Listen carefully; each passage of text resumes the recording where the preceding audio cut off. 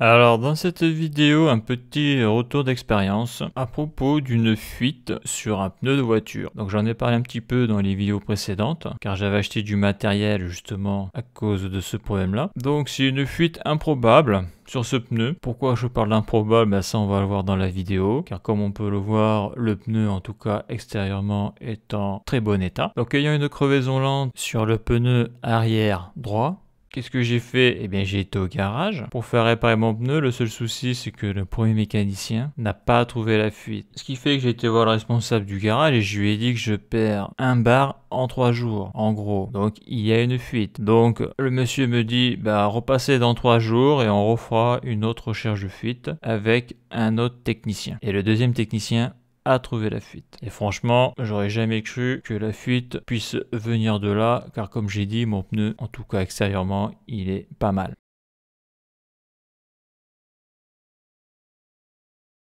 Donc là, je reviens du garage pour ma crevaison lente et le monsieur n'a pas trouvé la fuite. Donc il me dit qu'il a passé de la mousse dessus, il a gonflé le pneu à 4 bars, ça ne bulle pas. Sauf que moi, je perds un bar en 3 jours. Donc je vois qu'il n'a pas déjanté le pneu, parce que je lui ai demandé s'il avait regardé l'intérieur du pneu comme c'est lisse, voir s'il n'y avait pas un clou ou une saloperie qui pouvait dépasser. Je suis pas ingénieur en pneu, mais quand tu perds un bar en 3 jours, c'est qu'il y a une fuite. Donc après, je suis peut-être pas tombé sur le meilleur. Donc qu'est-ce que je vais faire? Donc là, j'ai un marteau. Le marteau, c'est pour bloquer la roue, là, pour pas que la voiture roule, parce qu'on est sur un faux plat. Là, j'ai une craie. Et là, j'ai un tournevis. Donc l'objectif, c'est quoi ça? L'objectif, ça va être de, comme là j'ai un accès là au pneu, là, ça va être de faire tourner la roue, donc par morceau là, par tronçon, et de contrôler visuellement le pneu, voir s'il y a un coup ou quelque chose qui est rentré dedans. Et je fais ça parce que dans ce garage-là, tu peux pas rentrer dans l'atelier quand tu es un civil. Donc je sais même pas si il a fait vraiment une recherche de fuite, quoi. Ce que je veux dire par là, c'est le phénomène de perte de pression du pneu, c'est venu d'un seul coup. Ça veut dire que j'avais jamais eu ce type de problème-là. Et comme par hasard, c'est arrivé la semaine où j'ai été à la déchetterie jeter des trucs à jeter à la déchetterie. Donc il y a eu un petit concours de circonstances. Donc moi je me suis dit, j'ai roulé sur un clou ou une vis, ça arrive lorsque tu vas dans les déchetteries, et ça m'est déjà arrivé il y a une vingtaine d'années, d'avoir un clou qui transperce le pneu, et je l'avais fait réparer. Donc ils enlèvent le clou et ils remplacent ça, c'est-à-dire ils bouchent le trou par une mèche. Et en réalité non, c'est pas ça. Donc on va commencer donc par ici. Là, je fais une petite marque. Avec cette clé, on voit pas, avec cette craie, on voit pas grand chose, et je vais faire une marque ici. Là. Voilà. Donc je vais contrôler ce tronçon. Comme ça, moi, quand je vais tourner la roue après, je sais d'où à où il faut la faire tourner. Attends, j'ai amené un feutre. Est-ce que ça se verra mieux avec un feutre? Ouais, ça se voit mieux. Voilà. Donc moi, qu'est-ce que je fais, moi? Voilà, je regarde s'il y a des trucs dans les empreintes. Donc là, on peut voir que ici, ça a l'air d'être pas mal. Voilà, je vais inspecter le pneu. Là, par exemple, je vais la faire reculer, là. Voilà, comme ça. Et après, je mets le marteau pour pas qu'elle bouge. Et je vais faire ça jusqu'à ce que je trouve la fuite. En tout cas, jusqu'à ce que je trouve un objet qui transperce mon pneu. Alors je ne trouve rien qui transperce mon pneu. Donc il m'avait aussi dit qu'il avait contrôlé la valve, parce que tu peux avoir une fuite aussi au niveau de la valve du pneu. Donc là, comme j'ai rien comme produit moussant, je contrôle pas. Donc moi je faisais une fixation là sur mon clou, ma vis, à cause de mon passage dans la déchetterie. Donc comme il m'avait dit qu'il avait gonflé à 2,5 bar le pneu, en tout cas lorsqu'il m'a rendu la voiture, parce qu'il m'avait dit qu'il avait poussé le pneu jusqu'à 4 bars pour trouver la fuite, qu'il n'avait pas trouvé. À noter que sur mon pneu, c'est écrit que la pression maximum de gonflage, c'est 3 bars. Donc je contrôle à quelle pression je suis au niveau du pneu. Bon, il m'a dit qu'il avait gonflé à 2,5 bar. Là, je vois qu'il a gonflé à 2,7 bar. Super. Donc, eh bien, on va laisser ça comme ça, puis on va attendre 2 jours. Donc, ce pneu là, comme j'ai dit dans une vidéo précédente, je l'ai amené chez le garage car j'ai une crevaison lente. Donc il a démonté tout ça, il a regardé la fuite, il n'a pas trouvé. Donc moi je pensais que c'était en allant à la déchetterie, j'avais roulé sur un clou ou une vis, parce que souvent à la déchetterie il y a plein de saloperies qui traînent. Donc ça n'a pas été le cas. Donc j'ai été dans ce même garage, mais c'est une autre personne qui a contrôlé le pneu. Et lui il a trouvé la fuite. Oui, parce que le premier gars il me disait qu'il n'y avait pas de fuite, mais je lui ai dit en 3 jours je perds un bar. Donc si ça c'est pas une fuite, il y a un souci. Donc ouais, ça c'est une fuite perverse, c'est-à-dire que le pneu il est en très bon état, en tout cas extérieurement il est en très bon état. Il n'y a pas de clou de vis qui traverse le pneu, ça c'est sûr.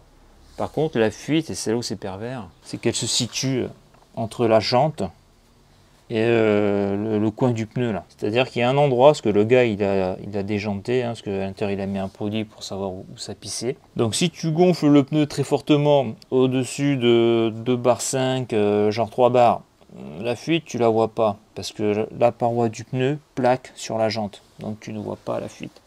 Par contre, si tu gonfles le pneu à la pression normale qui est sur ma voiture de 2 bar 2, dans une vidéo précédente j'avais dit 2 bar 1, mais non c'est 2 bar 2. C'est marqué sur la portière de la bagnole.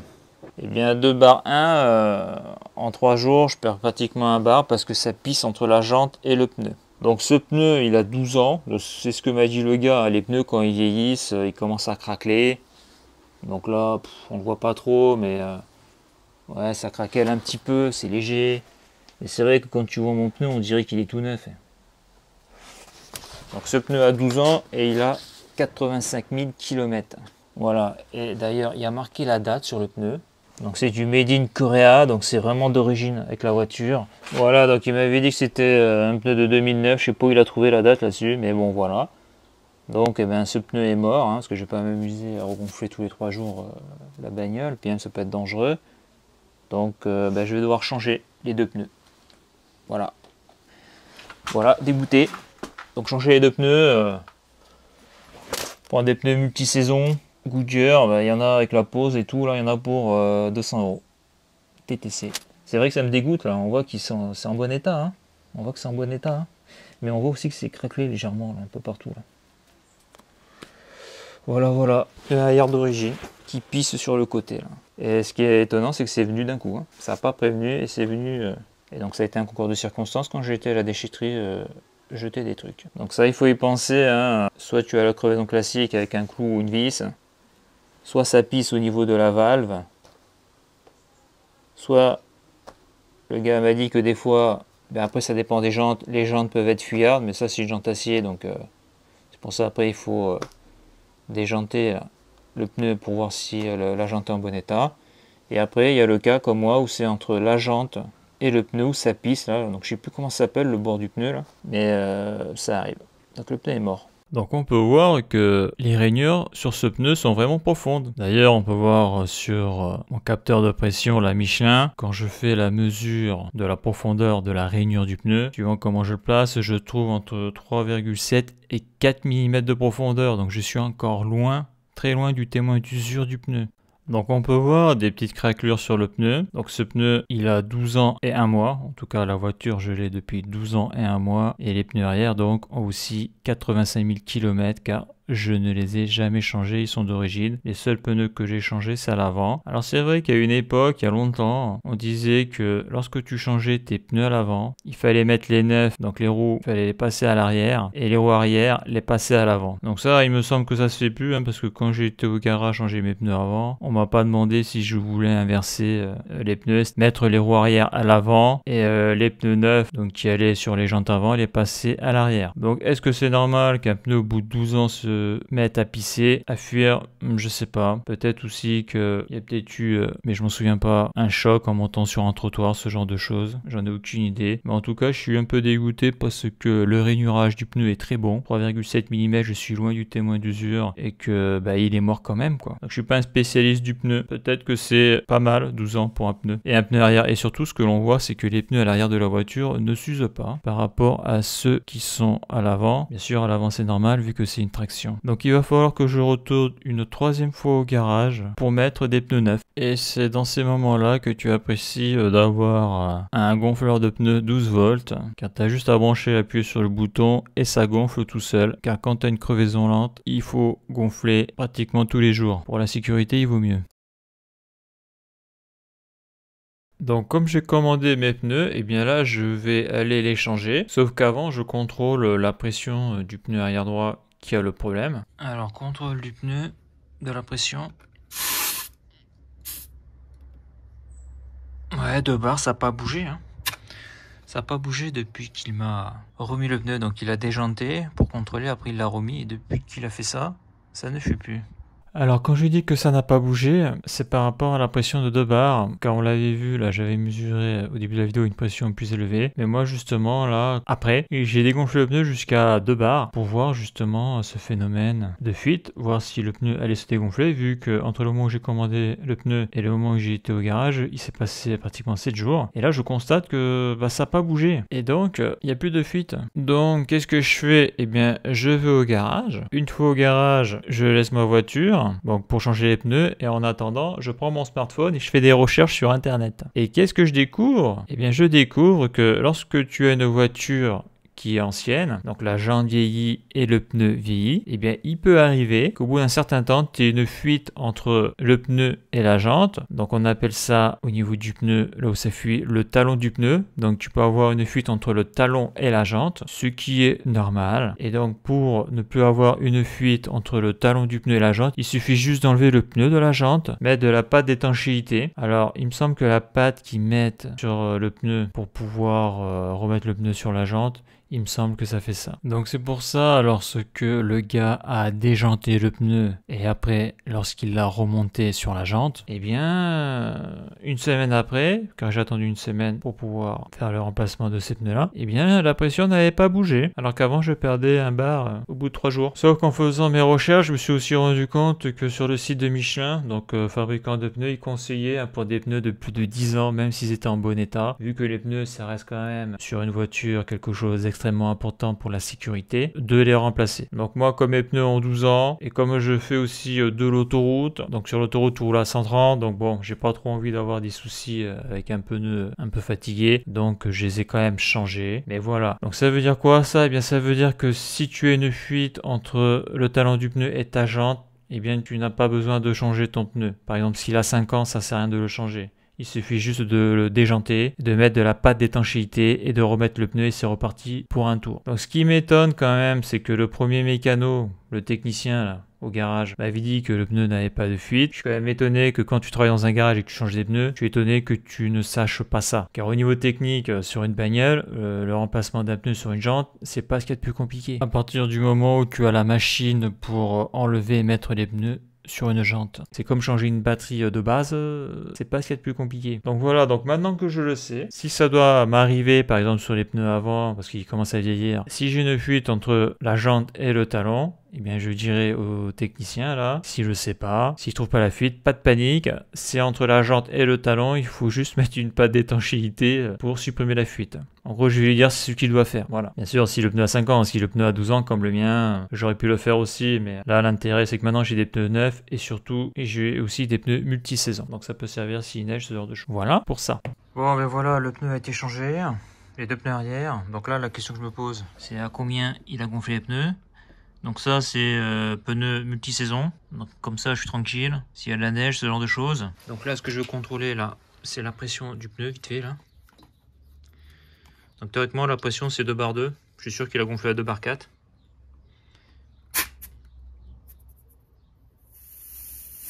Ouais, 2 bar 4. C'est marrant cette manie de vouloir surgonfler les pneus. Donc là on voit qu'il y a du produit blanc là. Je pense que c'est du produit d'étanchéité qu'ils mettent. Alors ça doit être de la pâte qui facilite le montage du pneu sur la jante. Et cette pâte peut être aussi du produit d'étanchéité entre le talon du pneu et la jante. Je vais voir l'autre pneu. Voilà. 2 bar 30. Ok. Et là, tant que j'y suis, on va mesurer la profondeur des empreintes. Voilà, je mets comme ça. Ok, là je suis à fond, qu'est-ce que ça dit là? Ça dit 8,2 mm, pneu neuf. Ouais, c'est bien ça, hein, 8,2 mm. Ok, et celui-là, là, si je vais ici, là, voilà, 8,2. Ouais, après ça dépend où on le met, hein, mais ça fait 8,1 mm. Et la voiture à 85 024 km. Donc voilà pour ça. Donc en conclusion, on a pu voir dans cette vidéo que le problème qu'avait mon pneu, ça ne venait pas de mon passage à la déchetterie. C'était vraiment un concours de circonstances, car je rappelle que la fuite avait été soudaine. Donc le pneu à 12 ans, il avait jamais fait ça avant. Et j'avais été à la déchetterie, c'est vrai qu'à la déchetterie, c'est un endroit où tu peux vite prendre un clou ou une vis au niveau de ton pneu. Donc ce problème-là m'a appris une chose que je ne savais pas, que tu pouvais avoir un pneu qui fuit entre la jante et le pneu, donc au niveau du talon du pneu, c'est comme ça que ça s'appelle. Ce qui m'a étonné aussi, c'est que le garagiste où j'ai été ne le savait pas, car à ma première visite dans ce garage, il m'avait dit que sur le pneu, il n'y avait pas de fuite. Genre, rentrez chez vous, monsieur, tout va bien. Et donc maintenant, je sais que si j'ai de nouveau ce problème-là, eh bien, on peut mettre de la pâte d'étanchéité entre le talon du pneu et la jante. Donc ça, bien sûr, c'est le garage qui le fait, car il faut la machine spécifique pour pouvoir enlever un pneu d'une jante de voiture. Voilà pour ce petit retour d'expérience. Et à bientôt pour une prochaine vidéo.